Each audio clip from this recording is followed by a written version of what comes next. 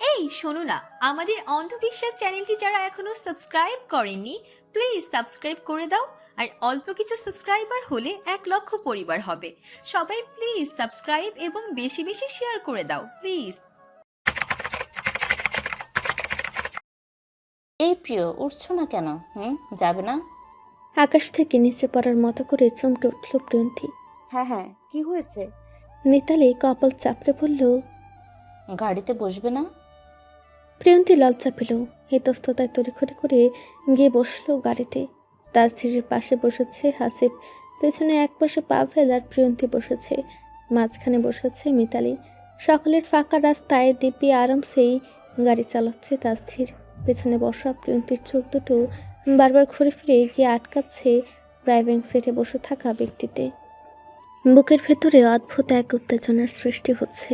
Driving সিটে বসে থাকা তাজধীরের কাঁধের একাংশ দেখা যাচ্ছে তাতে। আচ্ছা, লোকটার শোল্ডার আর বুকের ভঙ্গি এতটা ম্যানলি, এতটা আকর্ষণীয় হতে হবে কেন? কেন লোকটার সব কিছু এমন নিখুঁত? একটু খুঁত থাকলে কি এমন হতো? নাকি ওর চোখে লোকটাকে এতটা নিখুঁত লাগে? প্রিয়ন্তীর চোখ সরে নিতেই হঠাৎ ফ্রন্ট মিররে চোখ আটকালো ওর। তাজধীর ঠিক ওর দিকে তাকিয়ে আছে। চোখাচোখি হতেই প্রিয়ন্তী অস্বস্তিতে চোখ নামালো দ্রুত। চলন্ত গাড়ির ফাঁকেই হঠাৎ হাসি বিশ্বরায় গাড়ি থামাতে বলল। সামনে একটা চায়ের দোকান আছে, এখানে সিলেটের সব থেকে বেস্ট অ্যান্ড শো চাটা পাওয়া। এখানের 1 কাপ চা খেলে শরীর মন দুটোই একদম ফুরফুরে হয়ে যাবে দেখিস। হাসিবের কথা মতোই প্রিয়ন্তী, মিতালি আর পাভেল নামলো গাড়ি হতে। ছোট্ট একটি টিনের দোকান, দুই পাশে দুটো বেঞ্চ পাতা। ভেতরে বসে বয়স্ক লোকেরা চা খাচ্ছে আর নিত্যদিনের আড্ডা দিচ্ছে। তাজধীর গাড়ি সাইড করে সবার শেষে নামলো। এই সময়ে হাসিবের ফোনটা ভাইব্রেট শব্দে কেঁপে উঠল। ফোন বের করতে দেখতে পেলেও হোয়াটসঅ্যাপে ভিডিও কল এসেছে। এ নিয়ে 4-5 বারেরও বেশি কল এসে পড়েছে। বিরক্ত হয়ে এবার রিসিভ করলো সেটা হাসিব। তাজধীরের উদ্দেশ্যে বলল। দেখ ভাই, তোকে বলেছিলাম না, দেখেছিস আবার শুরু হয়ে গেছে। একটু কথা বলতো, না হলে আজকে সারাদিন পাগল করে ফেলবে এরা। ফোন রিসিভ করে সরাসরি তাজধীরের কানে ধরিয়ে দিল হাসিব। অপর পাশ থেকে ফোন ধরল এক অর্ধবয়সী ভদ্রমহিলা। সৌজন্যতায় সালাম জানালো তাজধীর। আসসালামু আলাইকুম আন্টি, কেমন আছেন? ওয়ালাইকুম আসসালাম। এই তো বাবা, আছি আলহামদুলিল্লাহ। তা তুমি কেমন আছো? আর তুমি নাকি সেই পরশু এসেছো, এখনো আমাদের বাড়িতে এলে না কেন? তোমার সঙ্গে আমি রাগ করেছি কিন্তু। তাজধীর হেসে বলল। এই তো আন্টি, হুট করে চলে আসলাম। ভদ্রমহিলা অল্প ঝুঁকে এগিয়ে বলল। শুনলাম তোমার বোনকেও নিয়ে এসেছো। সবাইকে নিয়ে হোটেলে কেন উঠলে? আমরা কি তোমার পর? আমাদের জন্য শুধু শুধু আপনারা কেন কষ্ট করতে যাবেন আন্টি? এখানে আমরা ঠিক আছি। ভদ্রমহিলা ক্ষীণ হাসি হেসে বলল। বুঝেছি, তুমি আমাদের মোটেও আপন মানুষ মনে করো না। যদি আপন মনে করতে তাহলে অবশ্যই আমাদের বাসায় এসে উঠতে, না তো হোটেলে। ভুল হয়ে গেছে আন্টি, মাফ করে দিন। আগে বলো, আজকে তোমরা আমাদের বাড়িতে আসবে? সবাইকে নিয়ে একেবারে এখনই চলে আসবে? আজ তো সম্ভব না আন্টি, আজকে আমরা সবাই মিলে একটু জাফলং যাচ্ছি। তাহলে রাতেই চলে আসো। আন্টি কাল আসি। আচ্ছা, মনে থাকে যেন। কাল সকাল সকাল উঠে কিন্তু চলে আসবে। সকালের নাস্তা এখানে এসে করবে, কেমন? মনে থাকবে তো? জি জি, মনে থাকবে। তো আমার ইয়াং বউটা কোথায়? তাকে তো দেখতে পাচ্ছি না, কোথায় সে? আর বলো না, এই তো পাশেই বসে আছে। সেই কখন থেকে বলে যাচ্ছে তোমার সঙ্গে কথা বলবে বলে। দিন দিন আমার মিসেসকে আমি এতদিন খুব বেশি মিস করেছি তাকে। ততক্ষণে আস্তে ধীরে চা খাচ্ছিল প্রিয়ন্তী।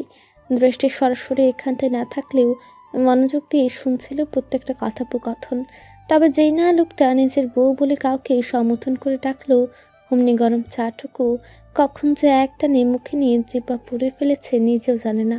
ফট করেই চাটুকু ফেলে হাপুত্তাস করছে ও। পেছন থেকে মিতালি এগিয়ে এলো দ্রুত, কাঁধে হাত চেপে আশ্বস্ত করলো। প্রিয়, আস্তে খাবে তো, বেশি পড়েছে। পাভেল তড়িঘড়ি করে একটা ঠান্ডা পানির বোতল নিয়ে এগিয়ে দিল বোনকে। তাজধীরের দিকে তাকিয়ে 2 ঢুক পানি খেল প্রিয়ন্তী। তখনই 70-এর ঘরে থাকা এক বউরার বয়স্ক চেহারাটা ভেসে উঠল ফোনের স্ক্রিনে। কই কই দাও দাও আমার হাজবেন্ডকে দেখি। বলে ফোনের স্ক্রিনে এসে হাজির হলেন তিনি। বলেন তাসদিরকে উদ্দেশ্য করে, ইস, আমার হ্যান্ডসামটা দেখি দিন দিন আরো বেশি ইয়াং হচ্ছে। তোমার এই হ্যান্ডসাম হওয়ার পেছনের আসল রহস্যটা কিন্তু এইবার এসে আমাকে জানিয়ে যাবে।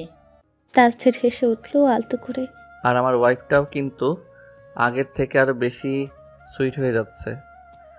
তোমার রূপের রহস্য কি বুড়ি? হ্যাঁ, হয়েছে, আর পাম দিতে হবে না। পাম না, সত্যি। দাদাজান না থাকলে কিন্তু তোমাকে আমি বাড়ি থেকে তুলে নিয়ে আসতাম। তোমার দাদাজান এমনিও তোমাকে আটকাতে পারবে না। তুমি বাড়ি থেকে তুলে নিয়ে গেলে আমি কিন্তু এক পায়ে রাজি আছি হ্যান্ডসাম। অমনি হাসি বসে চুপ করলো। এই বুড়ি, বুড়ো বয়সেও তোমার কয়টা লাগে? হ্যাঁ, আজ সকালেও তো তুমি আমাকে বললে আমাকে ছাড়া নাকি তোমার আর কেউ নেই। যেই না এখন আমার হ্যান্ডসাম বন্ধুকে দেখছো অমনি ডিসিশন পাল্টে গেল। লুচু বুড়ি কোথাকার। ওপাশ থেকে বৃদ্ধ মহিলা তখন হেসে বললেন, তোমার দাদার মতো তুমিও সেকেন্ড হ্যান্ড হয়ে গেছো। এখন তো আমার এই হ্যান্ডসাম কমান্ডোরকেই চাই। তারপরে আবার বললেন, কাল আসবে তো হ্যান্ডসাম? যদি আমার বউ চায়। আলবাত চাই। এইবার আসলে সত্যি সত্যি আমাদের এখান থেকে একটা বউ জুটিয়ে দিব বলে দিলাম। তুমি থাকতে আরেকটা দিয়ে কি করব? তুমি এনাফ আমার জন্য। তোমার ওই বুড়া বরটাকে রেখে আমার কাছে চলে আসো তো। তোমাকে নিয়ে সমুদ্রে সমুদ্রে ট্যুর দিব আমি। গাড়িতে অল্প স্বল্প কথাবার্তা চললো। এরপর কথার সূত্র হলো সবার ড্রিম প্লেস নিয়ে। প্রথমে হাসিব, এরপর পাভেল থেকে জানার পর আগ্রহ নিয়ে এক পর্যায়ে পাভেল জানতে চাইল তাসদিরের পছন্দের জায়গা সম্পর্কে। তবে প্রথমবার চুপ থাকতে দেখে পরবর্তীতে পুনরায় প্রশ্ন করে উঠল পাভেল। তাসদির ভাই, আপনার ড্রিম প্লেস কোনটা বলেন না তো? গাড়ির স্টিয়ারিং শক্ত করে ধরে সামনে তাকিয়ে আছে তাসদির। পাশে বসা হাসিব একবার বন্ধুর মুখপানে তাকালো। অভ্যাস মতো নিশ্চুপ, নিয়ন্ত্রিত চোখ দুটো সোজা রাস্তায় নিবদ্ধ। হাসিব বেশ উৎসুক হলো এবার। ঘাড় উল্টে তাকাতে দেখতে পেল পেছন থেকে 3 জোড়া চোখ একসঙ্গে ঝুঁকে আছে উত্তরের অপেক্ষায়। হাসিব কপাল টান টান করে বলল, ওর ড্রিম প্লেটস শুনলে তোমাদের মাথা ঘুরে যাবে। পাভেল ব্যাটা নিজে যেমন অদ্ভুত, ওর ড্রিম পেলসও ঠিক তেমনই অদ্ভুত। বুঝলাম না ভাই। পাভেলের সরল গলায় স্বীকারোক্তি। হাসিব এবার সিটে আধা ঘুরে বসলো। গলাটা একটু নামিয়ে বলল, ওর ড্রিম পেলস হচ্ছে একটা লাইট হাউস, যেখানে সেট করা বলতে পারো একেবারে সেটেল হয়ে যাওয়া প্ল্যান আছে ওর। Light house? আপনা আপনি বেরিয়ে এলো পাভেলের মুখ থেকে শব্দটা। আর সঙ্গে পূর্ব পরিচিত নয় যে পাভেল।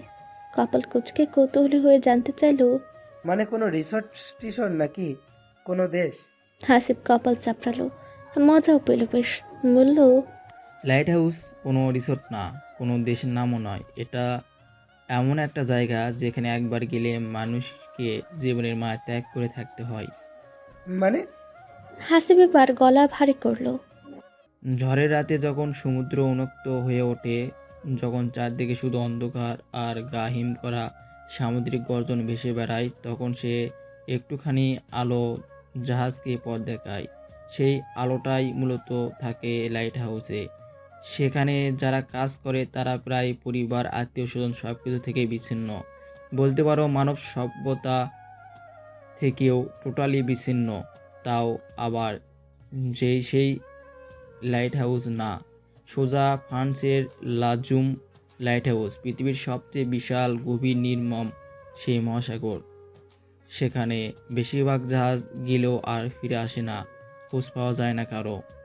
তাহলে ওখানে মানুষ কেন থাকে? পাভেলের অবুঝ গলার প্রশ্ন শুনে হাসিব ফের বলতে লাগলো, কারণ পৃথিবীর সবচেয়ে বেশি মান্থলি স্যালারি পায় ওখানে থাকা লোকটা। তবে আমাদের কমান্ডার সাহেব কিন্তু টাকার জন্য নয়, বরং ফ্যান্টাসি উপভোগ করতে যেতে চায় সেখানে। পাভেল এবার সত্যি থ হয়ে গেল। ওদিকে পাভেলের পাশে বসে থাকা প্রিয়ন্তীর হাতে তখন ফোন। অজান্তে সে গুগলে সার্চ করলো লাজুম লাইট হাউস নামে। কয়েক সেকেন্ড পরে স্ক্রিনে একের পর এক ছবি ভেসে উঠল। অমনি বেচারি প্রিয়ন্তীর চোখ যেন কোটর ছেড়ে বেরিয়ে আসবে। বুকের ভেতর কেমন ঠাকঠাক করে উঠল আতঙ্কে। মনে মনে বিড়বিড় করলো, বেটা পাগল ছাগলের দল, ঘরবাড়ি ছেড়ে সোজা সমুদ্রের সন্ন্যাসী হতে উঠে পড়ে লেগেছে। সুখে থাকতে ভূতে কেলাই। এর কপালে যে কি লেখা আছে না জানি তার কি অবস্থা করে ছাড়ে। ঐতিহাসিক চা বাগানের সামনে এসে গাড়ি থামালো তাজধীর। এই বাগানটা এখানে সব থেকে পুরনো। আসিফের বাবা অর্ধেকটা পার্টনারশিপে আছেন এখানে, বাকিটা তার আরেক বন্ধু। প্রিয়ন্তী, মিতালি আর পাভেল গাড়ি থেকে নেমে প্রথমে চার বাগানের দিকে এগোলো। নেমে দাঁড়ালো হাসিব আর তাজধীরও। হাসিবকে প্রহরীরা দেখতেই সালাম জানালো তৎক্ষণাৎ। ওরা সবাই ভেতরে ঢুকলেই অনড় দাঁড়িয়ে রইল হাসিব। গাড়ির পাশে হেলান দিয়ে দাঁড়িয়ে বলল, আমি এখানেই থাকছি, তোরা ঘুরে আয় কেমন? তাজধীর বলল। কেন, তুই যাবি না? হাসিব কাঁধ উঁচু করে বলল, এলাকা আমাদের, বাগানও আমাদের, নতুন করে কি দেখার আছে? অনেকবার এসেছি এখানে, তোরা যা, আমি এখানেই আছি। তাজধীরের চোখ হাসিবের দিকে গেল। সামান্য ভ্রু কুচকে বলল, আমাদের সঙ্গে তো আসিসনি, চল। হাসিব নীরব হয়ে দাঁড়িয়ে রইল তখনও। তাজধীর ভ্রু কুচকে জানতে চাইল, কি ব্যাপার? নিশ্চয়ই কিছু আছে তাই যেতে চাচ্ছিস না। এখনো তুই ওইসবকে ভয়? মোটেও না। এখানে কি আগের মতো বাচ্চা আছে নাকি? চল চল বেটা, তোরে কথায় সন্দেহ করার বদভ্যাসটা গেল না আর। ফ্যাকাশে মুখটা নিয়ে বন্ধুকে নিয়ে বাগানের ভেতরে পা বাড়ালো হাসিব। চা বাগানের ধূসর ধাপে ধাপে উঁচু নিচু আঁকাবাঁকা পথ ধরে উপরের দিকে উঠতে লাগলো ওর সকলে। পাভেল আর মিতালি সবার আগে উঠছে, পেছনে প্রিয়ন্তী। আস্তে ধীরে ভারসাম্য রেখে উপরে উঠছেও। বার কয়েক হুঁচড়ও খেয়েছে ইতিমধ্যে, তবে পরক্ষণে সামনে নিয়েছে নিজেকে। প্রিয়ন্তীর পেছনে তাজধীর আর হাসিব। হাঁপাতে হাঁপাতে অবশেষে উপরে উঠলো ওরা। উপরের দিকে ওঠার সাথে সাথে হাওয়ার তীব্রতা বাড়ছে যেন। উপরে পৌঁছাতে মিতালি চা বাগানের সৌন্দর্যেই বিমোহিত হয়ে চেঁচে উঠল আগে ভাগেই। পাভেলকে উদ্দেশ্য করে বলল, পাবেল, তাড়াতাড়ি আমার ছবি তুলে দাও তো। এই যে এখানে দাঁড়াও, এই অ্যাঙ্গেলে তুলবে। সবর কর, সব কিছু শেষ হয়ে যাচ্ছে না। বিরক্তিতে বলার সাথে সাথে ফোনের ক্যামেরা বের করলো পাভেল। প্রিয়ন্তীও পাশে দাঁড়িয়ে ছবি তুলছে, তবে সেটা ওর নিজের নয়, আশেপাশের। মুগ্ধ নয়নে দেখছে আর অপরূপ এই প্রাকৃতিক সৌন্দর্যটুকু ক্যামেরা বন্দি করছে। ছবি তুলতে তুলতেই আকস্মিক ওর ফোনের ক্যামেরাটা গিয়ে আটকালো শটান হয়ে দাঁড়িয়ে থাকা আকাশরঙা শার্ট গায়ের পুরুষেতে। সবুজের মাঝে এই উজ্জ্বল ফর্সা বর্ণের লোকটাকে কি মারাত্মক লাগছে দেখতে, নাকি ওর ফোনের ক্যামেরাতেই এমন লাগছে? লোক সামলাতে না পেরে গটগট লোকটার আগোছরে কয়েকটা ছবি তুলে নিল প্রিয়ন্তী। মোবাইলের অ্যাঙ্গেল বিভিন্নভাবে ঘুরে ফিরে ওই একজনেরই ছবি তুলতে ব্যস্ত। হঠাৎ তাজধীর এপাশ হয়ে ঘুরতেই তৎক্ষণাৎ ঝটকা মেরে ফোন নামিয়ে নিল। ভাবখানা এমন করলো যে কিছুই জানে না, করেনি কিছু। হাসিবের সে একটা খোলামেলা জায়গায় উঠে দাঁড়িয়েছে, নড়াচড়ার নামও নেই। তাজধীর সেসব দেখে হাসলো অল্প। আমার সময় আকস্মিক সবার ধ্যান ভাঙল কারো চিৎকারের উৎস ধরে সবাই ঘুরে তাকাতে দেখতে পেল চোখ মুখ খিচে লাফাচ্ছে পাভেল। পায়ে স্যান্ডেল পেরিয়ে ফাঁকা জায়গাটায় বেশ মোটাসোটা একটা যোগ গেঁথে আছে সেখানে। জগলা ফাটিয়ে চেঁচিয়ে উঠল এবার পাভেল, মিতু, কিছু করেও জলদি। ইয়া আল্লাহ, তাড়াতাড়ি কিছু করো মিতু, এটাকে সরাও বইন। প্রচণ্ড আতঙ্কে বুকে বোন ডেকে উঠেছে বেচারা পাভেল। ওদিকে মিতালিও হতভম্ব। যেখানে ছেলে হয়ে ওসব ভয় পাচ্ছে, সেখানে সে তো মেয়ে মানুষ। দেখা তো দূর, নাম শুনলেই তো গা ঘিন ঘিন করে ওঠে।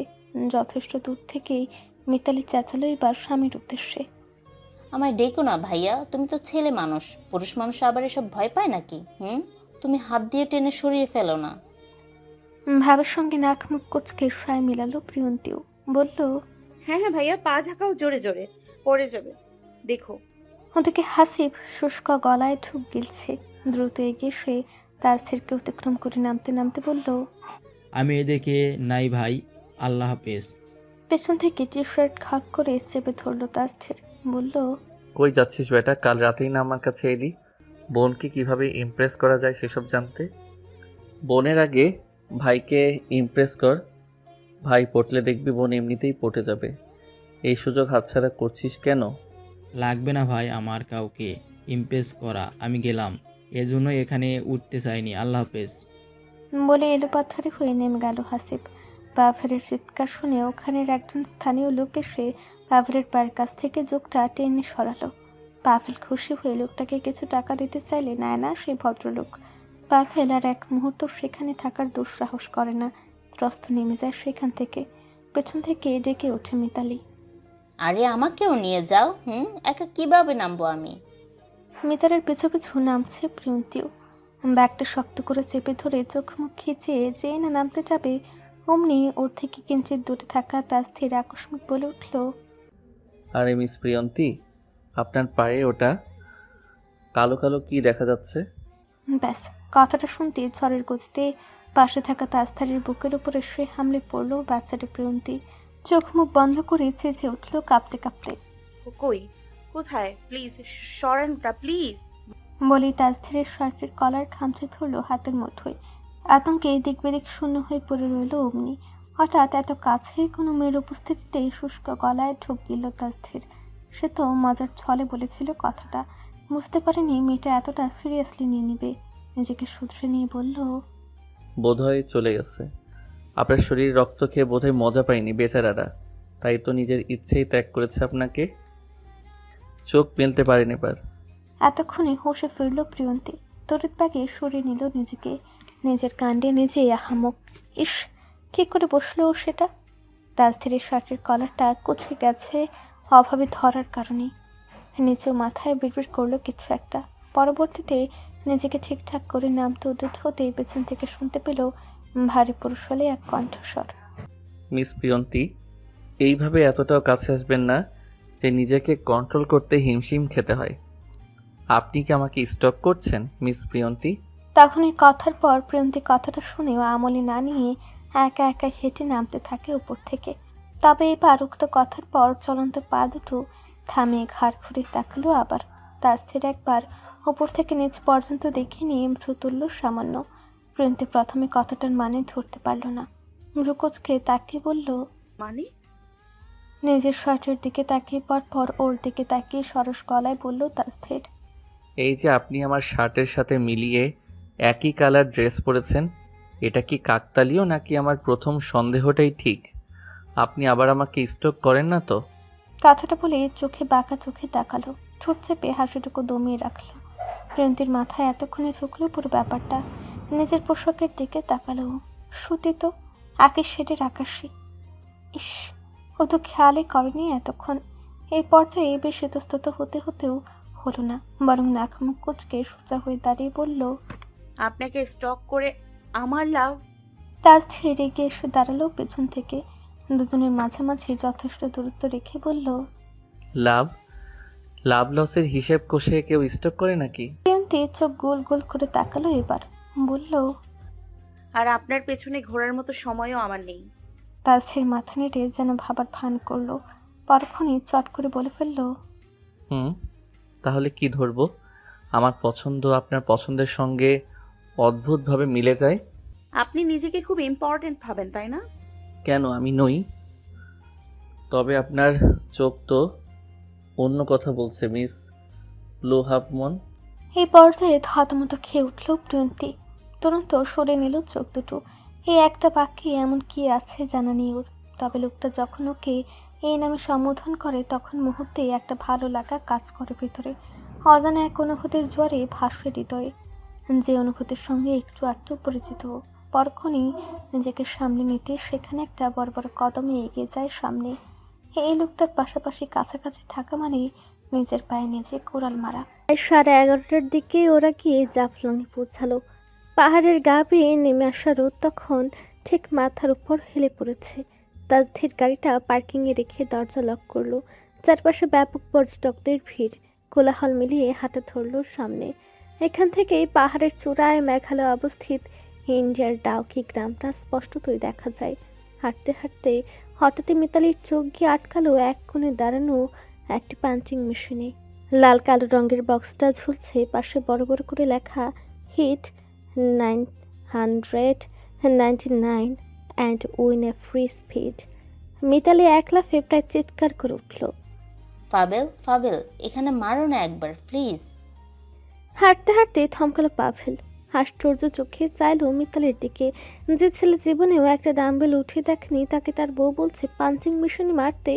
পাভেল ঠুক গিলল, নাকচ করে জানালো সাফ সাফ, তুমি কি বাচ্চা মিতু? কি সব বাচ্চামো করছো? এসব আমাকে দিয়ে হবে না। আমার ওই স্পটটা চাই, বুঝছো? প্লিজ জান, না করো না। পাভেল বিরক্ত মুখে তাকালো চারপাশে। সবাই ইতিমধ্যেই দাঁড়িয়ে গেছে। শেষমেশ মিতালির জোড়াজুড়িতে শার্টের হাতা গুটিয়ে বলল, মেয়েটা আমাকে একদিন নিঃস্ব করেই ছাড়বে। বিড়বিড় করে একদম নিয়ে খুশি মারল পাভেল। ডিজিটাল স্কোর দেখালো সময় নিয়ে 643। মিতালির মুখ ঝুলে গেল। অসন্তুষ্ট হয়ে কপাল কুচকে তাকালো পাভেলের দিকে। ক্ষুব্ধ হয়ে চেঁচালো, এইটুকু? কটমট করে তাকালো পাভেল। এতটুকু মানে? তুই পারলে মার তো দেখি। হাঁপাতে হাঁপাতে বলল ছেলেটা। শেষের কথাটা খুব আস্তেই বলল। তখনই সেদিকে এগিয়ে এলো হাসিব। হাসিব আর তাজধীর কোথাও একটা গিয়েছিল তখন। মিতালি হতাশ মুখে চারপাশে তাকালো। তারপর চোখ পড়ল হাসিবের দিকে। উৎসুক হয়ে বলল, হাসিব ভাই, আপনি একবার ট্রাই করেন না? হাসিব ভ্রু তুলে পাভেলের দিকে তাকালো। নিজেকে জেন্টলম্যান প্রমাণ করার এই মোক্ষম সুযোগ। না হলে তখন জোকের ভয়ে যেভাবে নিচে দৌড়ে এসেছিল, দেখা যাবে এটা না পারলে ওর ম্যান সম্মান সব যাবে। হাসিব হাত মুঠো করতে করতে তাকালো একবার প্রিয়ন্তীর দিকে। মেয়েটাও কেমন কৌতূহলী হয়ে তাকিয়ে আছে। হাসিব এগিয়ে যেতে যেতে বলল, কি খাও মিয়া? এর থেকে বেশি তো মেয়েরাও উঠাতে পারে। বলতে বলতে গ্লাভসটা হাতে পড়লো। কাঁধ ঘুরে মুঠো শক্ত করে একদম জোরে আঘাত করলো মেশিনটায়। সময় নিয়ে থেমে থেমে স্কোর দেখালো 821। চারপাশের হালকা ও শব্দ উঠল। ইতিমধ্যে ছোট বড় ছেলেরাও উৎসুক হয়ে তাকিয়ে আছে এদিকে। হাসিব স্কোরের দিকে তাকিয়ে ঠোঁট বাঁকালো, বলল, ধুর, আরেকটু হলেই হয়ে যেত। বলে দ্বিতীয়বার মারলো। এইবার টেনে টুনে উঠল সেখানে 857। মেশিনের পাশে দাঁড়ানো ছেলেটা মাথা নেড়ে বলল, ভাই 999 তুলতে পারে না প্রায়। এবার হাসিব চোখ ঘুরে তাকালো তাজধীরের দিকে। ছেলেটা কোকের বোতলে থাকা অবশিষ্ট কোকটুকু খেয়ে বোতলটা ছুঁড়ে ফেললো অধরে। ডাকলো হাসিব। কমান্ডার সাহেব, দিনরাত পরিশ্রম করে যেই বডি বানাইছেন, এখন সেটাকে একটু কাজে লাগান। আসেন দেখি আপনার দূর কতটুক। এইসব বাচ্চাদের খেলা আমি খেলি না। মেতালির সঙ্গে সঙ্গে বলল, প্লিজ ভাই, একবার মারো না। হাসিব কাঁধে হাত রেখে বলল, আজকের জন্য আমাদের কাছে বাচ্চা হয়ে জানা ভাই। তাজধীর দীর্ঘশ্বাস ফেলে রাজি হলো। হাতের হাতা দুটো কোনো অবধি গুটিয়ে নিল। গ্লাভস পরলো হাতে। প্রিয়ন্তী এবার বেশ উৎসুক হয়ে রইল। লোকটার হাতের হাতা দুটো গোটাতেই উন্মুক্ত হলো উজ্জ্বল শ্যাম বর্ণের পুরুষালী ত্বক। লোকটার হাতে সবসময় ঘড়ি দেখলে অন্য হাতে থাকা সিলভার রঙা ব্রেসলেটটা নজর কাড়ল এই প্রথম। প্রিয়ন্তীর খুব লোভ হলো একবার ওই ব্রেসলেটটা ছুঁয়ে দেখার লোভ। ওর এসব ভাবনার মাঝে পাঞ্চ করলো তাজধীর। সেই শব্দে ধ্যান ভাঙল প্রিয়ন্তীর। ঘুষির শব্দটা যেন একটু বেশি জোরে প্রতিধ্বনিত হলো এবার। সবাই বেশ কৌতূহল নিয়ে তাকিয়ে আছে। ডিজিটাল স্কোর দৌড়াতে লাগলো ঘোড়ার মতো। এক ঝটকায় পুরো 999 পার হলো এবার। মেশিনের ছেলেটা মুখ ফ্যাকাশে করে চেয়ে আছে। বিস্মিত হয়ে তাজধীরের দিকে তাকিয়ে আপনা আপনি বলে উঠল, ভাই এক ঘুষি দেই। আশেপাশের ছেলেরা অবাক চোখে তাকিয়ে আছে তখনও। মুহূর্তে চারপাশে গুঞ্জন শুরু হলো। মিতালি চিৎকার করে লাফিয়ে উঠল আনন্দে। ও জানতো ওর ভাই পারবে। পাভেল কেন দেখিয়ে দেখিয়ে বলল, দেখো দেখো, কিছু শিখো আমার বাইর থেকে। পাভেল পারছে না মিতালিকে চোখ দিয়ে গিলে খেতে। সবার সামনে মেয়েটা ওর ম্যান সম্মান নিয়ে টানাটানি করে। হাসিবও বেশ অবাক হলো। জড়তা কাটিয়ে এসে দাঁড়ালো বন্ধুর পাশে, বলল, এই না হলে আমাদের কমান্ডার। তা ভাই, ঘুষিটা কাকে মিন করে দিয়েছিস? নিশ্চয় তোর এক্স হবে। হুম, রং। এক্সের জায়গায় তোর চেহারা ভেবে হিট করেছি ইডিয়েট। যা দুষ্টু, আমি কেন তোর এক্স হতে যাব? ওই সময় ছেলেটা হাতে একটা স্পিডের বোতল এগিয়ে নিয়ে তাজধীরের দিকে বাড়াতেই তাজধীর বলল, এটা ওই যে পেছনের বাচ্চা ম্যামকে দাও। যেভাবে মুখ হা করে আছে, মুখে জাফলংয়ের পানি সব ঢুকে যাবে। ছেলেটা বোতলটা নিয়ে প্রিন্তের সামনে এসে দাঁড়ালো। প্রিয়ন্তী লজ্জায় মুখ নামিয়ে ফেলল দ্রুত। লোকটা তো ওর দিকে তাকায়নি, বুঝলো কিভাবে? ছেলেটা এসে বলল, ভাবি নেন ভাইকে খাওয়ান ভাবি। মাশাল্লাহ, ভাইয়ের বডি তো একদম নায়কদের মতো। ভাবি?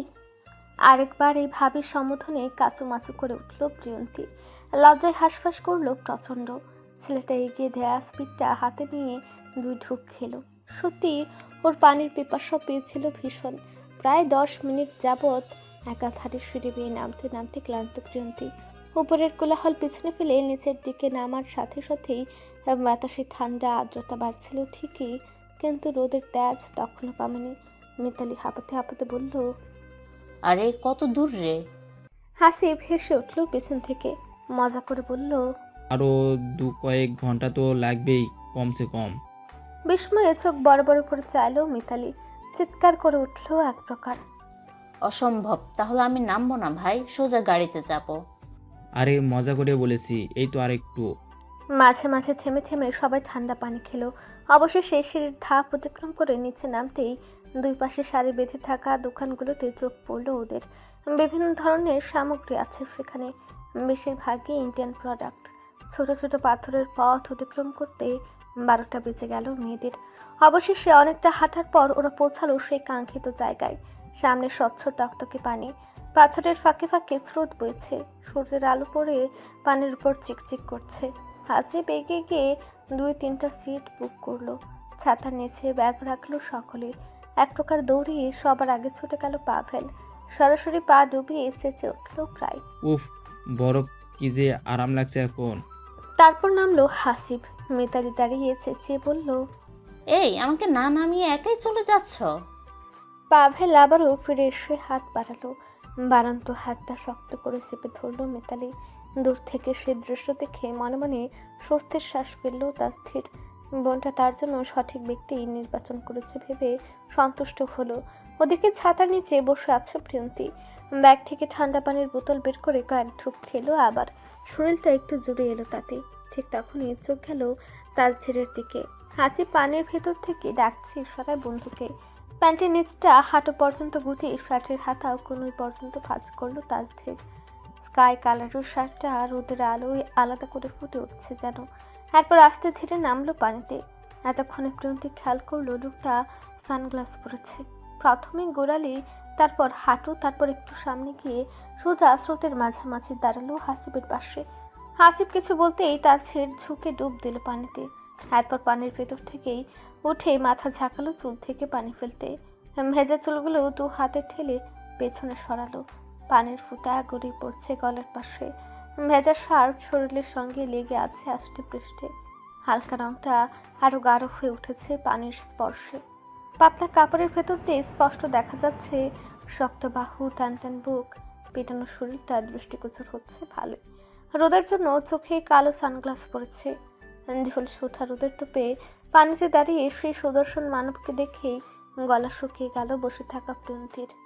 কারণেই 2বার ঢুক গেল মেয়েটা। হৃৎপিণ্ডটা ঘোরার মতো ছুটল।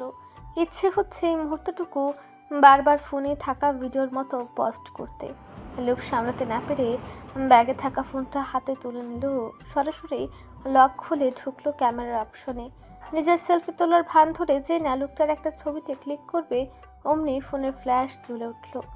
দিনের বেলায় হওয়ায় প্রিয়ন্তী খেয়াল না করলেও দূরে থাকা তাসধীর ঠিকই বুঝতে পারলো। ভ্রু কুঁচকে সরাসরি তাকালো ওর দিকে। প্রিয়ন্তীর হাত কেঁপে উঠল তৎক্ষণাৎ। লোকটা ওর দিকে এভাবে তাকিয়ে আছে কেন? তাহলে কি বুঝতে পারছে ও যে এতক্ষণ ওনার ছবি তুলছিল? পরক্ষণেই ফ্ল্যাশ অন করা খেয়াল করতেই সঙ্গে সঙ্গে ফোনটা নিচে নামে ফেলল। ইস, লজ্জার রীতিমতো মরে যেতে ইচ্ছে হলো ওর। এখন কি ভাববে লোকটা ওকে? ছ্যাঁচটা তো ভাববেই, কাজই করেছে এমন। তাসধীর কিছু বলল না, শুধু একপাশে ঠোঁট টেনে সামান্য হাসলো। হাসিব দূর থেকে চেঁচালো, কি হলো? কে ছুরি তুলছে? তাসধীর উত্তর না দিয়ে সরাসরি উঠে এলো সেখান থেকে। ওদিকে প্রিয়ন্তী মাথা নিচু করে বোতলের ঢাকনা নিয়ে ব্যস্ত হলো। প্রিয়ন্তী তাসধীরকে এদিকে এগিয়ে আসতে দেখে তাড়াহুড়োয় ফোনটা পুনরায় হাতে নিয়ে সামনে থাকা অ্যাপস ওপেন করে সেখানে চোখ দুটো স্থির করে রাখলো কিছুক্ষণ। এমন ভাব যেন পৃথিবীর সবচেয়ে গুরুত্বপূর্ণ কাজ করছে।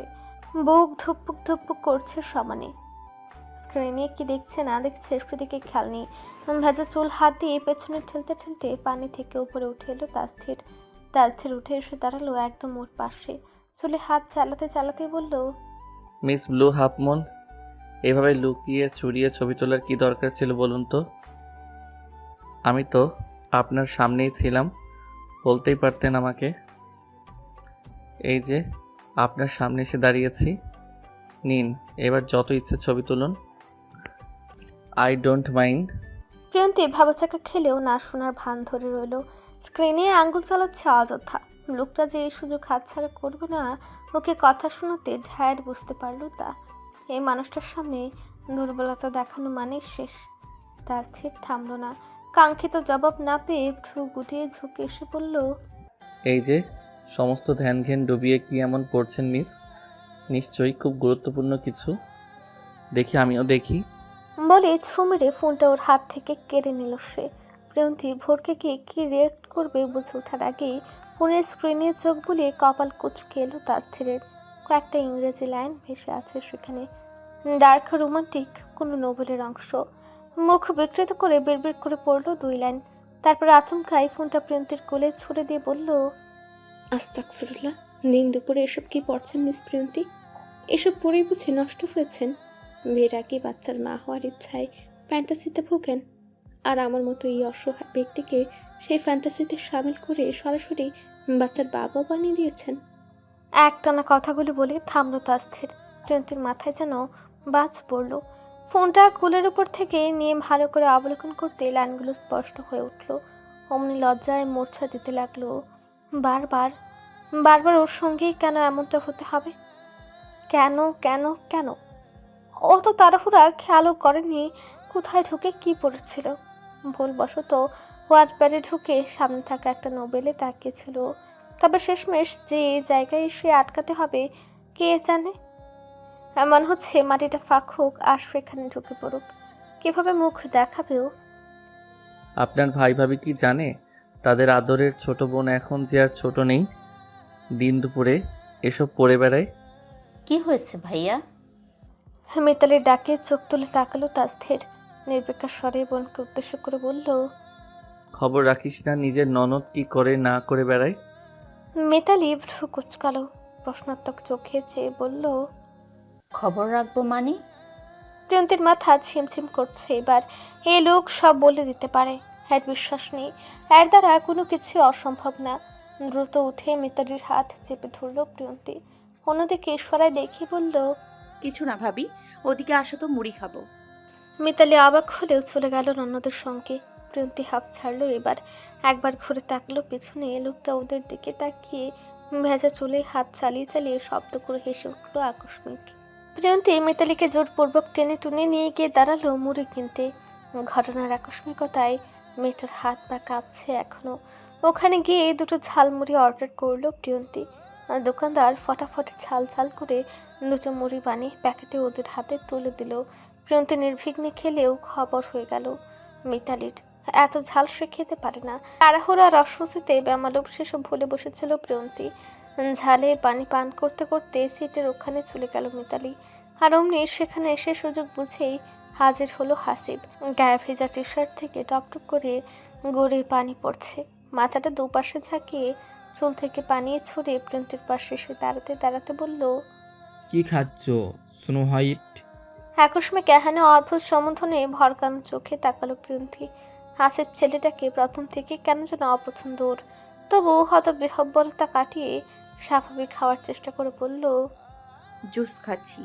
হাসিব আর চোখে তাকিয়ে ফিচেল হেসে বলল, দেখে তো মনে হচ্ছে মুড়ি খাচ্ছ। দেখছেনই যেহেতু, তাহলে আবার জিজ্ঞেস করছেন কেন? হাসিব ঠুঙ্গা থেকে এক মুঠো নিয়ে খেতে খেতে বলল পুনরায়, এমনি রেগে আসছো কেন? গরমে মাথা হট হয়ে আসে নিশ্চয়। পানিতে নামবে না, নেমে দেখো শরীর মাথা সব একদম জমসে ঠান্ডা হয়ে যাবে। না, এখানেই ভালো আছি। ভয় পাচ্ছি না কি নামতে? প্রিয়ন্তী ভ্রু গুটিয়ে বলল, পানিতে নামতে আবার ভয় কিসের? তাহলে নামছো না কেন? এমনি। এমনি কেন? সবাই তো নেমেছে, জাফলং এসেছে আর পানিতে নামবে না? সবাই নামলেই যে আমাকেও নামতে হবে এমন তো কোনো নিয়ম নেই। তুমি তুমি এখানে অন্য মেয়েদের সঙ্গে ঘুরতে এসে আমাকে বলছো ব্যস্ত? আমাকে ব্যস্ততার অজুহাত দেখিয়ে মেয়ে নিয়ে ট্যুরে এসেছো হাসিব? ওদের কথার মাঝখানে আচমকা এক মেয়ে ঝড়ের ব্যাগে এসে দাঁড়ালো সামনে। কপাল কুঁচকে অগ্নি দৃষ্টি নিক্ষেপ করে চাইলো হাসিবের দিকে। চেয়ে রেগে মেগে ফুঁসতে ফুঁসতে কথাগুলো বলে থামলো মেয়েটি। হাসিব মেয়েটিকে দেখতে থতমত খেয়ে পাল্টা জবাব দিল, হু আর ইওর সিস্টার? মানে এখন তুমি আমাকে চিনছো না? এই মেয়ের জন্যই বুঝি আমাকে এতদিন ইগনোর করছিলে? বলে আঙ্গুল তুলে প্রিয়ন্তীর দিকে ইশারা করলো মেয়েটা। ওদিকে প্রিয়ন্তী স্তব্ধ হতবিহ্বল। হাসিব লজ্জায় অপ্রস্তুত হয়ে বলল, শুনুন, আপনি ভুল করছেন, আমি আপনাকে চিনি না। চুপ, সালা চরিত্রহীন। মেয়েটা গর্জে উঠল। এবার হাসিব বুঝলো ব্যাপারটা সিরিয়াস। তার পরিস্থিতির সামনে নিতে বলল, এইদিকে আসো, একটু সাইডে আসো, তোমাকে বুঝিয়ে বলছি কেমন? ওদিকে কেন যাব? এখানেই বলবে যা বলার। এই মেয়েটাকে কবে পটিয়েছো? এই মেয়ে কতদিন যাব চলছে এসব? তুমি জানতে না ওর গার্লফ্রেন্ড আছে? অযথায় নিজের উপর আঙ্গুল তোলায় এবার ফুঁসে উঠল প্রিয়ন্তী। মেয়েটা কিছু না জেনে বুঝে ওকে দোষারোপ করছে। মানবতার খাতিরে এতক্ষণ চুপ থাকলেও এবার যেই না মুখ খুলতে যাবে অমনি সেখানে আরেকটা মেয়ে এসে দাঁড়িয়ে প্রথম মেয়েটির উদ্দেশ্যে হতবাক হয়ে বলল, শিলা, তুই এখানে কি করছিস? আর ওর সঙ্গে এমনি কথা বলছিস কেন? তুই ওকে চিনিস? শিলা নামের মেয়েটা এবার রাগে ফুঁসতে ফুঁসতে চেঁচিয়ে বলল, চিনি মানে? ও তো আমার বয়ফ্রেন্ড। শালা সিটার, আমি থাকা অবস্থায় আরেক মেয়ে নিয়ে এসেছে ঘুরতে। দ্বিতীয় মেয়েটি এবার আশ্চর্যে চোখ বড় বড় করে বলল, তোর বয়ফ্রেন্ড হলে আমার কে? ও তো আমার সঙ্গেও রিলেশনশিপে আছে। হাসিব বেচারা এবার পড়েছে মহাপ্রাসাদে। এদেরকে এখনই আশ্বাস ছিল, শেষ, সব শেষ। যতটুকু মান সম্মান জুগিয়েছিল প্রিয়ন্তীর কাছে সব কিছুতেই পানি ঢেলে দিল এরা। প্রিয়ন্তী অবাক হয়ে তাকালো এবার হাসিবের ফ্যাকাশে চেহারার দিকে। কপাল কুঁচকে বলল, হাসিব ভাই, আপনি ডাবল ট্রাইনিং করছিলেন এদের সঙ্গে? আরে না না পিয়ন্তি, তুমি ভুল বুঝছো, আমি এদের চিনি না। আপনারা কারা আম্মারা? দুই বান্ধবী বার একসঙ্গে ঝাঁপিয়ে পড়লো হাসিবের উপর। শালা, এখন আমাদের চিনিস না? এই তোর কয়টা লাগে রে? এমন আর কতজনকে একসঙ্গে রেখেছিস বল? কি রে, বলছিস না কেন? আমাকে বলে কিনা ওর নাকি পেট খারাপ, বাইরে বের হতেই পারবে না। ও আশ্রম নাকি পুরো ভাসিয়ে ফেলেছে। এখন কি জাফলং ভাসাতে এসেছিস শালা? বলেই সোজা হাসিবের কলার চেপে ধরলো মেয়েগুলো। ওদিকে এতক্ষণ পর্যটকরা অনেকে ইতিমধ্যেই সেখানে ভিড় জমিয়েছে, আগ্রহ নিয়ে দেখছে সেসব দৃশ্য। কেউ কেউ তো আবার ক্যামেরায় ভিডিও করাও শুরু করে দিয়েছে। পাভেলের শিবপ্রিয়ন্তীকে সেখান থেকে টেনে নিয়ে গেল অন্যদিকে। বোনকে সব ঘটনায় জড়াতে চায় না সে। হাসিব বেচারা হাত তুলে দুজনকে সামলাতে চেয়ে হিমশিম খাচ্ছে। শেষ ভরসা হাত হিসেবে দূরে দাঁড়িয়ে থাকা তাজধীরকে সরাই বলল, কে বাঁচাতে এখান থেকে। তাজধীর প্রথমে ভ্রু তুলে প্রত্যাখ্যান করলো সে অনুরোধ। এইবার হাত জোর করে মিনতি করলো হাসিব। বন্ধু নেহানো দুর্দশায় সাহায্যের হাত বাড়িয়ে দিল তাজধীর। এগিয়ে সে সিনা টান টান করে দাঁড়িয়ে নির্লিপ্ত গলায় শুধালো, কিরে, তুই এখানে কি করছিস? তোর বউ কখন থেকে তোকে ডাকছে আর তুই এখানে মেয়েদের গায়ে পড়ে আছিস কেন? এই সুন্দরীরা কারা? প্রথমত তাজধীরের মতো এমন সুদর্শন পুরুষ এসে সেখানে হাজির হয়েছে।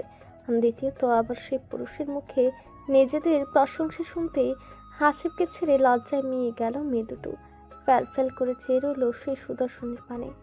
মুখ দিয়ে আপনা আপনি বেরিয়ে এলো, বউ, এই তুই বিয়েও করেছিস? তাজধীর গম্ভীর মুখে উত্তর দিল সেই কথার। হ্যাঁ, নিউলি ম্যারিড। সরকারের কাছ থেকে ছুটি নিয়ে বন্ধুর বিয়ে খেতেই তো আসলাম।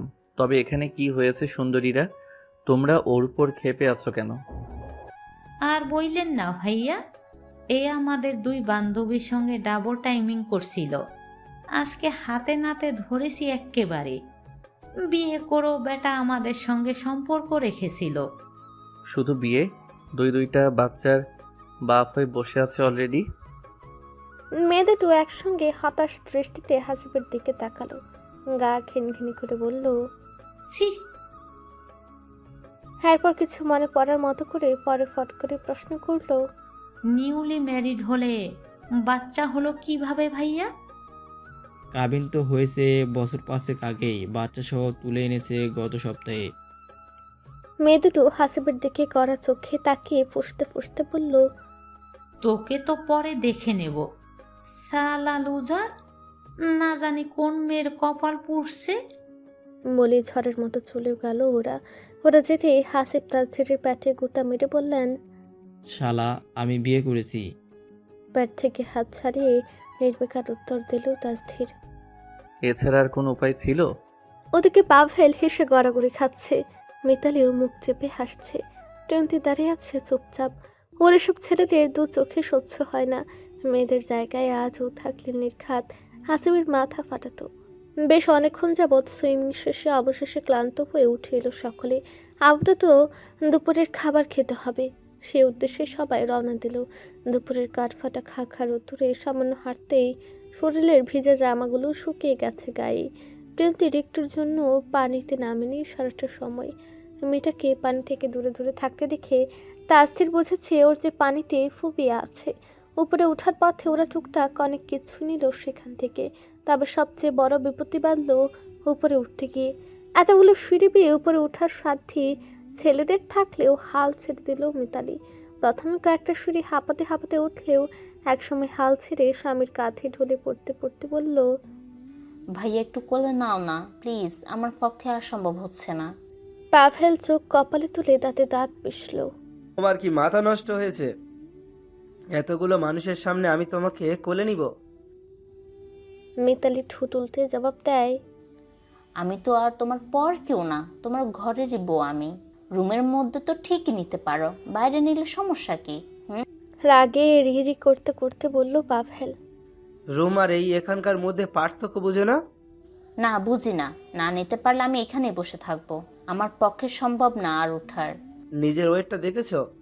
যেখানে এই সিঁড়িগুলো বেরিয়ে আমার নিজেরই 12টা বেজে যাচ্ছে, সেখানে তোমার মতো হাতিকে নিয়ে আমি কিভাবে উঠবো? একদম খোটা দিবে না আমায়। কই, রাত্রে কোলে নেওয়ার সময় তো ওজনের অজুহাত দাও না। আমাকে দোষ না দিয়ে নিজেকে নিয়ে ভাবো, আমার ওজন ঠিকই আছে। তুমি বরং আমার ভাইয়ের মতন জিম টিম করে আবার বডি বানাও, মোটা কোথাকার। খবরদার মোটু বলবে না। তো কি বলবো? তোমার পেট যে হারে বাড়ছে, কোন দিন জানি 60 ফুটো হয়ে বের হয়ে আসে বাইরে। তাহলে তোমার ভাইয়ের কোলে গিয়ে ওঠোগা।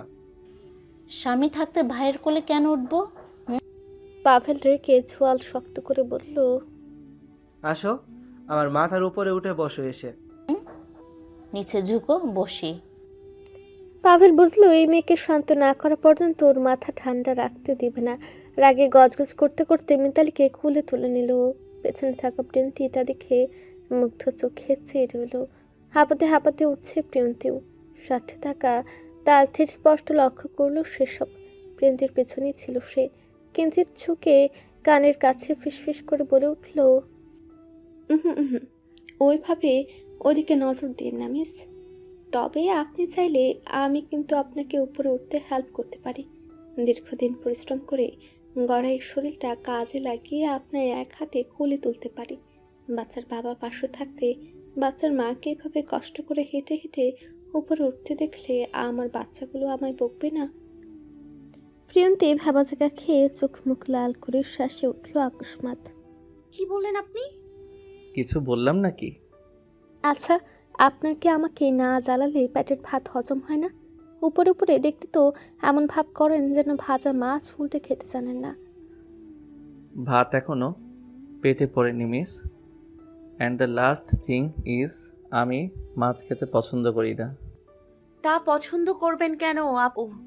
আপনি তো মানুষের মাথা খেতে ওস্তাদ। মনে মনে এটা বললেও মুখে বলল, এতই কোলে নিতে মন চাইলে ওই যে পেছনে আপনার গার্লফ্রেন্ড হাঁপাচ্ছে, ওনাকে নিন।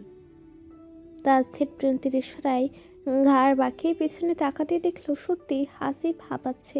বিরক্তিতে নাক মুখ কুচকে নিল, বলল, আপনাকে কোলে নিতে চাচ্ছি দেখে এত সস্তা ভাববেন না মিস প্রিয়ন্তী।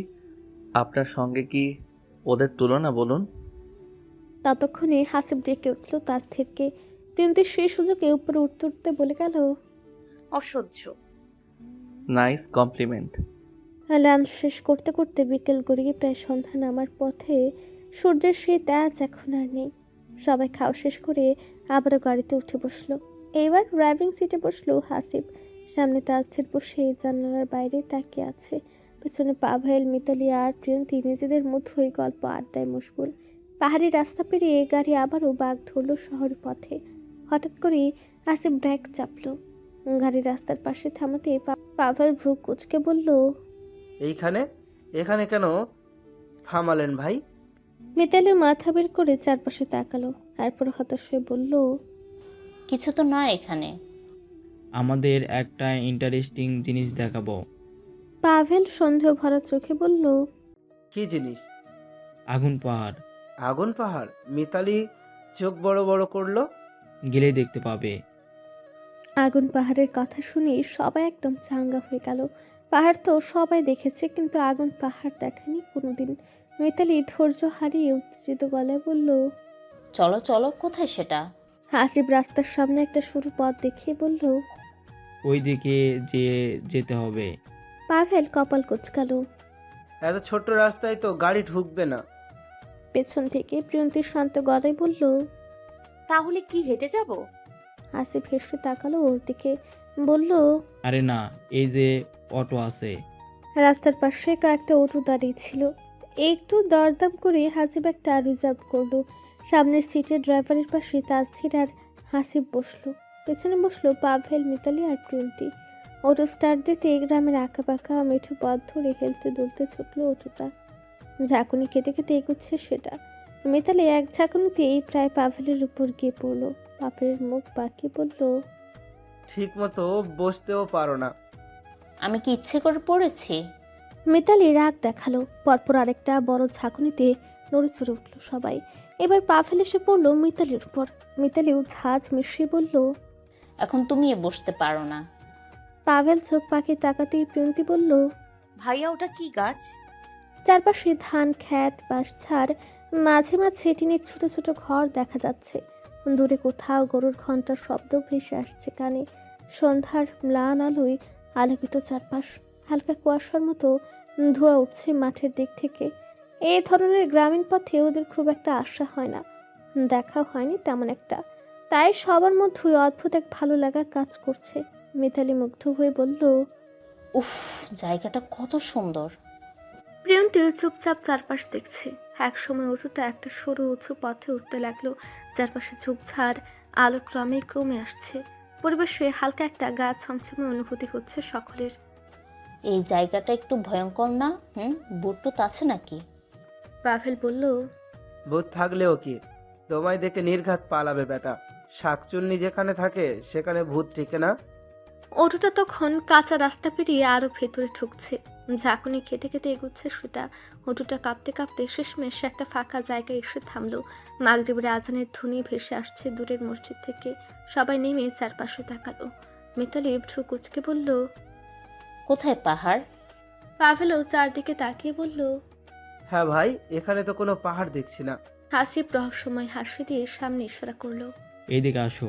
ওরা কয়েক কদম এগিয়ে যেতে চোখে পড়লো মাটির একটা বড়সড় উঁচু স্তূপ।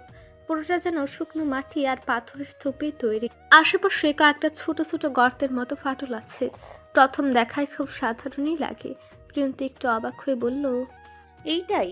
হাসিব মাথা নেড়ে বলল, হ্যাঁ, এটাই আগুন পাহাড়, মানে লোকালরা যেটাকে বলে আগুন পাহাড় বা আগুন বাহার। তাসধীর শান্ত চোখে জায়গাটা দেখলো। হাসিব নিচু হয়ে মাটির একটা ফাটলের দিকে ইশারা করে বলল, এখান থেকে গ্যাস বের হয়। সিলেটের মাটির নিচে গ্যাসের লেয়ার আছে, তো ওই গ্যাস বের হয়ে আসে ছোট ছোট ফাটল দিয়ে। পাভেল সন্দেহের চোখে বলল, তাহলে আগুন কোথায়? হাসিব পকেট থেকে একটা ম্যাচ বক্স বের করলো। সবাই কৌতূহলী হয়ে গোল হয়ে দাঁড়ালো। তখন হাসিব একটা কাঠি খুঁজতে ছট করে ছোট্ট শিখা জ্বলে উঠল। মিতালি চমকে উঠল। ওমা, এটা তো সত্যিই জ্বলছে। ছোট্ট একটা ফাটল থেকে আগুন জ্বলছে। অন্ধকার নামা সন্ধ্যায় শিখাটা লালচে কমলা হয়ে ঝলমল করছে যেন। হাসিব হাসতে হাসতে বলল, এর জন্যই নাম আগুন পাহাড়। মিতালি মুগ্ধ হয়ে বলল। অদ্ভুত তো। প্রিয়ন্তী একটু ঝুঁকে আগুনটার দিকে তাকালো। খুব বড় কিছু না, কিন্তু সন্ধ্যার অন্ধকার মাটির ভেতর থেকে আগুন বের হওয়া দেখতে সত্যি অন্যরকম লাগছে ওর। পাভেল বলল, এটাই কি সারাক্ষণ জ্বলে? হ্যাঁ, তবে দিনের বেলা দেখা যায় না। আগুন ধরালে জ্বলে, আবার নিভে নিজে নিজেই যায়। তাসির শান্ত গলায় বলল। প্রাকৃতিক গ্যাস সিপেস, এটা গর্ধব। চারপাশে তখন অন্ধকার, একটু একটু করে ঘন হচ্ছে। ঝোপের মধ্যে ঝিঝি পোকারা ডাকছে দল বেঁধে। প্রিয়ন্তী তখনও আগুনের ফুলকিটার কাছে দাঁড়িয়ে আছে। বাতাসে খোলা চুলগুলো উঠছে ওর। তোর মধ্যে তাসির কোনো কথা না বলেই মাটির স্তূপে সরু আঁকা বাঁকা পথ ধরে উপরে উঠতে শুরু করলো। ধাপে ধাপে রেখে রেখে একবার উঠে গেল একদম উপরে। প্রিয়ন্তী আশ্চর্য হয়ে দেখলো লোকটা যেন এক লাফেই অনেকটা উপরে উঠে গেছে। আলাদিনের দৈত্য থেকেও ফাস্ট এই ব্যাটাই। কয়েক সেকেন্ডের মধ্যেই তাসির বেশ উপরে দাঁড়িয়ে পড়লো। এরপর নিচের দিকে তাকিয়ে গলা ছেড়ে ডাক দিল। এই হাসিব। আসিফ তখন নিচের দিকে দাঁড়িয়ে ফোনে কিছু একটা দেখছিল। মুখ তুলে বলল, কি? তুই উঠবি না? হাসিফ একবার ডিবিটার দিকে তাকালো, তারপর আবারও মাথা নেড়ে বলল। ধুর, অনেকবার আসা হয়েছে এখানে। দাঁড়িয়ে থাকা প্রিয়ন্তীরও লোভ হলো বেশ। প্রিয়ন্তী নিচ থেকে তাকিয়েছিল এতক্ষণ। হঠাৎ করে মনে হলো, ইস, ও যদি একবার উপরে উঠতে পারতো। ও একটু গলা উঁচু করে ডাকলো তখন। ওপরে কেমন? তালছের নিচে তাকালো, উচ্ছ্বসিত হয়ে ঠোঁট কামড়ে বলল। অসাম। আরেকটু থেমে ঠোঁট টেনে যোগ করলো। একদম অস্থির ভিউ, না দেখলে মিস করবেন। প্রিয়ন্তীর চোখ চকমক করে উঠল কৌতূহলে। ঠোঁটে বিস্ময় টেনে বলল, সত্যি? বিশ্বাস না হলে উপরে উঠে দেখুন। ব্যাস এইটুকু যথেষ্ট ছিল ওর জন্য। সাথে সাথে বলল, আমি উঠবো। পাশে থাকা পাভেল ভ্রু তুলে নাকুচ করে বোনকে। ওঠার দরকার নেই, পড়ে যাবি। পড়বো না ভাইয়া, প্লিজ উঠি। ততক্ষণে প্রিয়ন্তীর মাথায় জেদ চেপে গেছে দেখে শেষমেশ পাভেল হাল ছাড়লো, বলল, আয় আমার সঙ্গে। ভাবি উঠবে না? প্রিয়ন্তীর প্রশ্নে আগে ভাগে না সম্মতি দিল পাভেল। এই মুঠি পাহাড়ে উঠতে পাহাড় ধসে পড়বে, এর থেকে ভালো এখানেই থাকুক। মিতালি বিড়বিড় করলো রাগে, অস্ফুটে গলায় বলল, রাত্রে এসো শুধু। তখন এ শোধ আসলে তুলবো আমি। পাভেল শেষপে পাত্তা না দিয়ে বোনকে টেনে হাত ধরে উপরে উঠিয়ে নিয়ে গেল। আঁকা বাঁকা পথ ধরে ধীরে ধীরে উঠতে লাগলো তারা। পাভেল সামনে থেকে বোনের হাত শক্ত করে চেপে ধরে রেখেছে। 2-3 জায়গায় প্রায় পিছলে যাচ্ছিল প্রিয়ন্তী। নিচে দাঁড়িয়ে মিতালি বলল, এই সাবধান, পড়ে যাবে না তো আবার। অনেক কষ্টে অবশেষে উপরে উঠল দুজন। উপরে এসে দাঁড়াতেই প্রিয়ন্তী চারদিকে তাকালো। অমনি চোয়াল ঝুলে গেল ওর। দেখার মতো তো এখানে কিছুই নেই। আশেপাশে কয়েকটা ঝোপঝাড়, অন্ধকার মাঠ, দূরে কয়েকটা ঘরের আলো ছাড়া আর কিছুই চোখে পড়ছে না আপাতত। পাভেল হতাশ গলায় বলল, ভাই মিথ্যা বললেন না কেন? তার স্থির উত্তর দিল সোজা সাপটা। আমি একা একা কেন কষ্ট করব? তোমরাও করো। গজগজ করতে করতে নিচে নামতে শুরু করলো পাভেল। প্রিয়ন্তীর তখন ভীষণ রাগ লাগছে। এত কষ্ট করে উঠলো শুধু লোকটার কথা শুনে। দাদারসে মিথ্যা বলে দিব্যি দাঁড়িয়ে আছে লোকটা। দাঁতে দাঁত চেপে বিড়বিড় করে বলে উঠল প্রিয়ন্তী। ঠুক কোথাকার? বলে ফুসতে ফুসতে নিচে নামতে উদ্যত হতেই মাটির উপর জুতোর তলায় স্লিপ করলো। সঙ্গে সঙ্গে একটা পা পিছলে গেল ওর। একবার জুতোটা খুলে গড়িয়ে পড়লো নিচে। প্রিয়ন্তী প্রায় পড়ে যাচ্ছিল নিচে, অমনি একটা শক্ত হাত ওর কবজি চেপে ধরলো। মেয়েটা পড়তে পড়তে বেঁচে গেছে এই যাত্রায়। আধা ঝুলে আছে ডিবির কিনারায়, এক পা ফাঁকা শূন্যে ঝুলছে। তাসঝি নিচের দিকে তাকিয়ে গম্ভীর গলায় বলল, হাতটা শক্ত করে ধরুন ইডিয়েট। প্রিয়ন্তী ভয় পেয়ে ওর হাত শক্ত করে আঁকড়ে ধরল এবার। ততক্ষণে নিচ থেকে চেঁচামেচি শুরু হয়ে গিয়েছে। মিতালি পাভেল হাসিব চিৎকার করে বলছে, আল্লাহ, পিয়ন্তীর হাত ছেড়ো না, শক্ত করে ধরো, পড়ে যাবে না হলে। তাসঝির হাত তখনও শক্ত করে ধরা। প্রিয়ন্তী ঝুলে আছে তখনও। হৃৎপিণ্ড যেন বুকের ভেতর থেকে বের হয়ে আসবে মেয়েটার। নিচে সবাই হা করে তাকিয়ে সেদিকে। প্রিয়ন্তী চোখ মুখ খিচে লোকটার হাতে নিজের নখ দাবিয়ে দিয়েছে ইতিমধ্যে।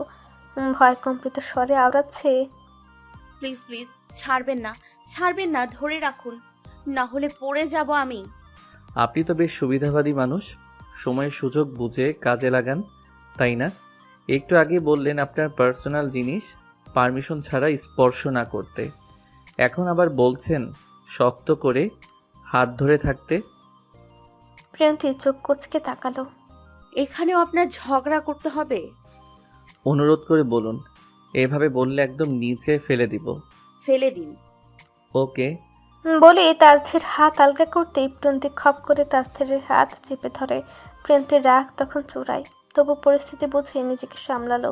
একটু থেমে দাঁত চেপে বলল, প্লিজ আমাকে একটু টেনে তুলবেন। তাজধীর শান্ত গলায় বলল, এত সুন্দর করে রিকোয়েস্ট করছেন যেহেতু না করার সাধ্যই আছে।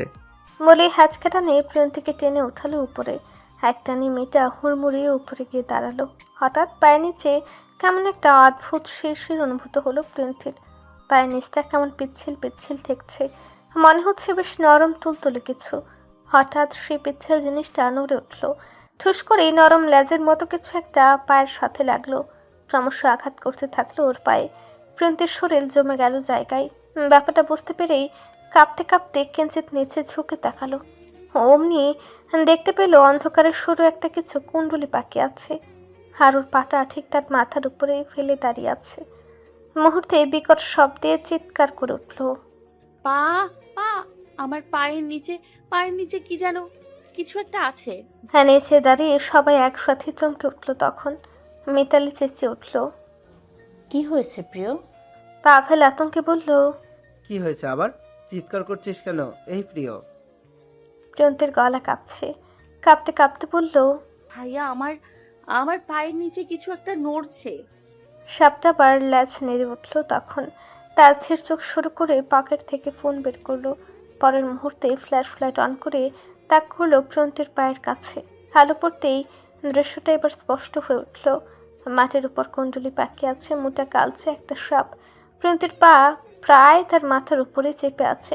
কয়েক সেকেন্ড থম মেরে দাঁড়িয়ে থেকে আচমকায় শব্দ করে হেসে উঠল তাজধীর।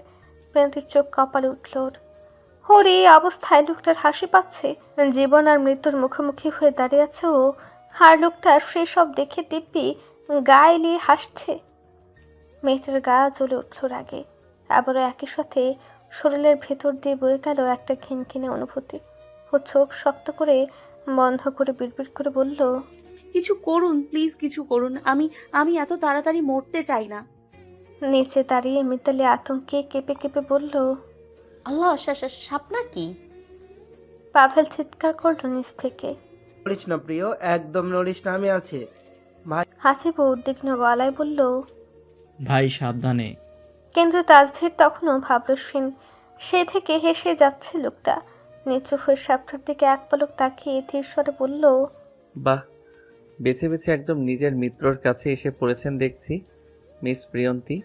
মনে হচ্ছে বেচারা এখানে এসে চুপচাপ কুণ্ডলি মেরে বসে আপনারই অপেক্ষায় ছিল এতক্ষণ। এই সিরিয়াস সময়ে আপনার আমাকে নিয়ে মজা করতে হবে? মজা কই করলাম, I am also very serious. হয়তো বেচারা সাপটা আপনাকে পাচ্ছে, আর একটু জোরে পা দিয়ে চেপে ধরলেই বেচারা পটল তুলবে 100%। ঠোঁটের কোণ থেকে চাপা হাসি সরছে না লোকটার। প্রিয়ন্তীর ভয়ার্ত মুখটা দেখতেই আরো দিব্যি মজা পাচ্ছে যেন। প্রিয়ন্তী হতভম্বর ন্যায় ফ্যালফ্যাল চোখে চেয়ে রইল শুধু। কতটা হার্টলেস এই লোক ভাবা যায়? কাপুরুষ কোথাকার বেটা, তুই জীবনেও বউয়ের সঙ্গ পাবি না। তোর বউ তোর সামনেই অন্য পুরুষের সঙ্গে চলে যাবে। তুই বউকে জীবনেও স্যাটিসফাইড করতে পারবি না শালা। মনে মনে আরো বেশ কয়েকটা গালি ছুড়েও শান্ত হতে পারছে না প্রিয়ন্তী। পায়ের নিচে এমন মরণ যন্ত্রণা নিয়ে কি শান্তিতে থাকা যায়? এবার ভ্যা ভ্যা করে কেঁদে দিল মেয়েটা। ওর কান্নায় যেন হুঁশ ফিরে এলো তাজধীরের। গম্ভীর হয়ে লোকটা এবার বলল, একদম নড়বেন না। প্রিয়ন্তী এমনিতে পাথর হয়ে আছে। কথাটা শুনতে খানিকটা আসর আলো ফিরে পেল। চোখ মুখ শক্ত করে বন্ধ করে দাঁড়িয়ে রইল ওভাবেই। বুকের ভেতর হৃৎপিণ্ডটা এমন জোরে ধুকপুক করছে, মনে হচ্ছে আশেপাশের সবাইও শুনতে পাচ্ছে সেটা। তাজধীর পকেট হাতড়ে একটা রুমাল বের করলো।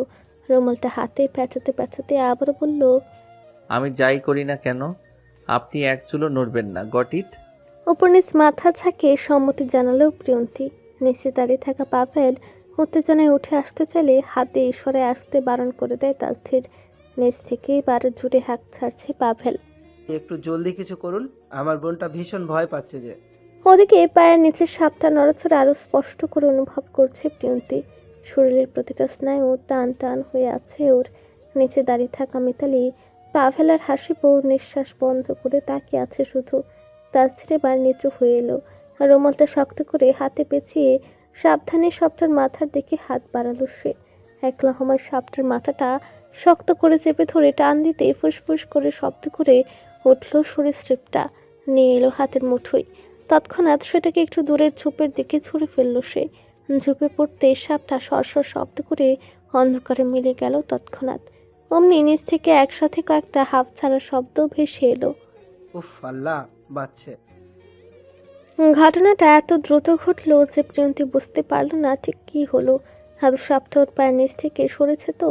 ততক্ষণে তাসধীর সোজা হয়ে দাঁড়িয়ে হাত ছাড়তে ছাড়তে নির্বিকার ভঙ্গিতে বলল, নিয়মিত ভালোবাসার গল্প শুনতে এবং পড়তে আমাদের অন্ধবিশ্বাস চ্যানেলটি সাবস্ক্রাইব করে পাশে থাকা বেল আইকনটি ক্লিক করুন। ধন্যবাদ সবাইকে।